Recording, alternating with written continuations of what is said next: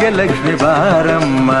ಕಾಲಲ್ಲಿ ಕಿರುಗೆಜ್ಜೆ ಘಲು ಘಲು ಎಂದಾಗ, ಕಾಲಲ್ಲಿ ಕಿರುಗೆಜ್ಜೆ ಘಲು ಘಲು ಎಂದಾಗ, ಮನೆಯಲ್ಲಿ 100 ವೀಣೆ ನಾದವೊಮ್ಮೆ ಚಿಮ್ಮಲಿ.